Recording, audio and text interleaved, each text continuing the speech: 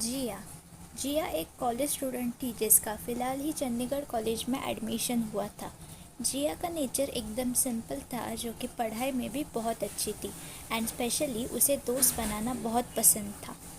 जिया का home town Pune था, जहां उसकी फैमिली भी रहती थी। जिया के बचपन की दोस्त मेघा उसके साथ चंडीगढ़ में शिफ्ट हुई थी।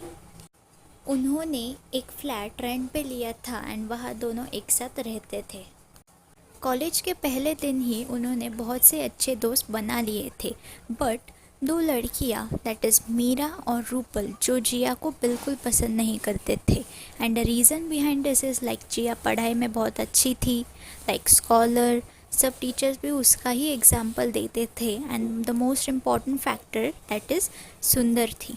So here the jealousy factor arises.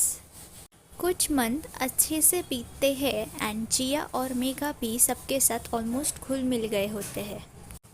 एक दिन जिया अपने कॉलेज की लाइब्रेरी में पढ़ाई करने के लिए जा चुकी होती है एंड कुछ टाइम बाद उसे अजीब सा फील होने लगता है, बट स्टिल वो इग्नोर करती है। थोड़ी देर बाद जिया को सफोकेशन सा फील होने लगता है, सो इसलिए वो लाइब्रेरी से निकल जाती है घर के लिए। तभी उसे रास्ते में रूपल और मीरा दिखती है। ये दोनों वही लड़कियां थी जो जिया पे जेलस फील करती थी। वो दोनों भी जिया को देखकर एक अजीब सी क्रीपी सी स्माइल देते हैं और वहाँ से निकल जाते हैं। ये बात जिया को बहुत अजीब लगती है, बट स्टिल उसकी हालत ख़राब हो रही होती है, इसलिए वो रेस्ट करने के लिए घर जाती है। रात के 11 बजे होते हैं एंड जिया कुछ पढ़ रही होती है। सो ये बात मेघा ऑब्जर्व करती है। सो वो जिया के पास जाकर उसके पास बैठ जाती है, बट स्टिल जिया बहुत अजीब लाइक वियर्ड बिहेव करने लग जाती है, जैसे आंख बंद करके कुछ पढ़ रही होती है।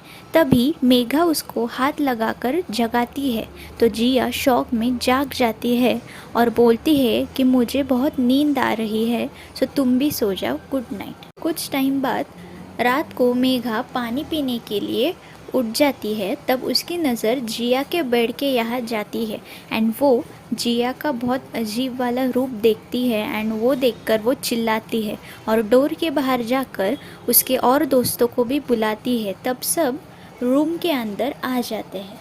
सब देखते हैं कि जिया अपने हाथों को उल्टा रखकर नाइफ से मार रही होती है और उसके बाल भी आगे की ओर बिखरे हुए होते हैं।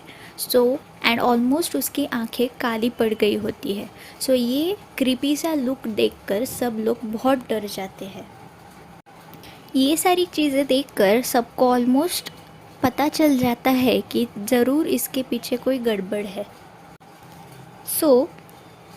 सो मेघा ये सब कुछ देखकर बहुत डर जाती है, इसलिए वो जिया के पेरेंट्स को कॉल करती है एंड उनको ये सारी बात बता देती है। तो जिया के पेरेंट्स नेक्स्ट वीक से लेने आ ही रहे होते हैं। तभी नेक्स्ट डे मेघा अपनी पढ़ाई कर रही होती है एंड जिया अचानक खड़ी हो जाती है एंड ऑलमोस्ट रात के 9 बजे होते हैं। तो वो अपने डोर के यहाँ जाकर उसे ओपन करने के बाद वो यहाँ वहाँ भागने लग जाती है। ये देखकर मेघा चिल्लाती है और वो और उसके सारे दोस्त जिया को रोकने के लिए उसके आगे पीछे दौड़ने लग जाते हैं। उसके सारे दोस्त उसे कैसे भी करके रोक लेते हैं एंड अपने कमरे में ले आते हैं। मेघा को इस सब बातों पर यकीन होता है, जैसे horror and all type of black magic. So उसको जिया की बहुत फिक्र होने लगती है। मेघा एक पंडित जी को जानती है एंड उन्हें ही वो नेक्स्ट सुबह बुलाती है। तो पंडित जी सब जांच पड़ताल करने के बाद मेघा को बताते हैं कि जिया के ऊपर काला जादू हुआ होता है। देन मेघा उनसे पूछती है कि ये सब किसने किया है एंड उनसे वो रास्ता मांगती है। तो पंडित जी बोलते हैं कि ये किसी अपने ने ही किया है, ईर्ष्या के कारण ये सारी चीज़ें हुई है, तो अब सावधान रहिए। देन कुछ टाइम बाद पंडित जी जिया के यहाँ जाते हैं एंड उसके हाथ पर एक धागा बांध देते हैं और जिया को एक अंगूठी भी पहनने के लिए बोलते हैं। जिया से कहते हैं कि इसे ऑलमोस्ट एक मन पहने रखना, उतारना मत।